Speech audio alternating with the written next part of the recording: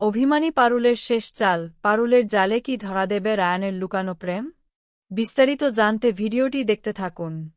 শুরুতে দেখা যায়, পারুলের মনের ভেতর এখন এক অদ্ভুত ঝড় বয়ে চলেছে।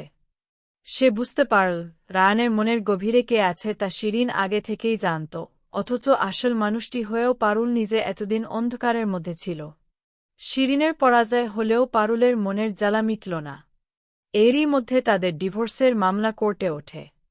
পারুলকে চিরতরে হারিয়ে ফেলার ভয়ে রায়ান ভেতরে ভেতরে অস্থির হয়ে পড়ে।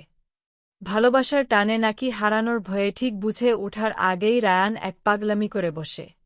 পারুল যেন কোর্টে যেতে না পারে, সেজন্য সে গোপনে পারুলের খাওয়ার জলে জোলাপ মিশিয়ে দেয়, যাতে অসুস্থতার কারণে সে বাড়িতেই আটকে থাকে।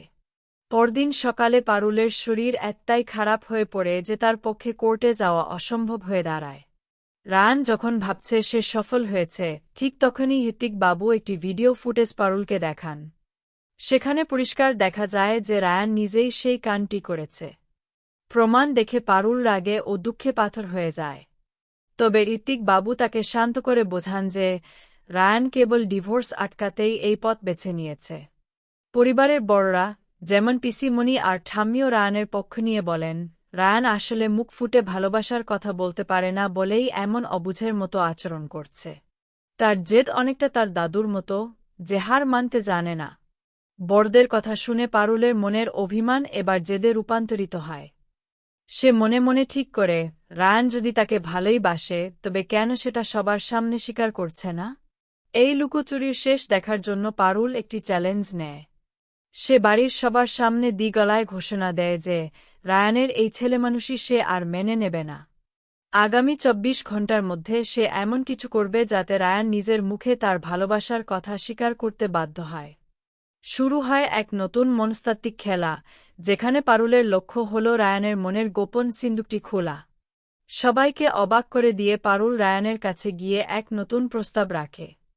সে বলে, আমাদের তো বিচ্ছেদ হয়েই যাবে, তার আগে শেষবারের মতো চল কোথাও থেকে ঘুরে আসি।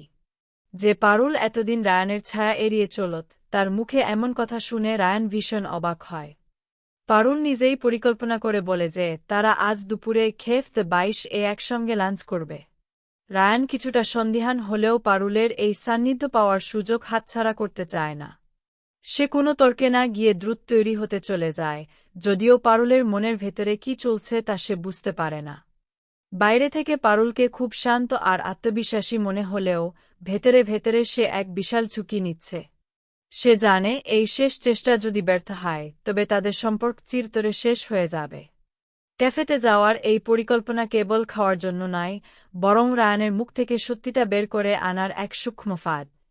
মনের মধ্যে ভয় আর অনিশ্চয়তা নিয়ে পারুল মনে মনে প্রার্থনা করতে থাকে যেন সবটা তার পরিকল্পনা মতোই ঘটে। এই আউটিং কি তাদের ভাঙা সংসারকে জোড়া লাগাবে, নাকি এটিই হবে তাদের শেষ দেখা? সেই উত্তর পাওয়ার জন্যই শুরু হয় তাদের এই নতুন যাত্রা।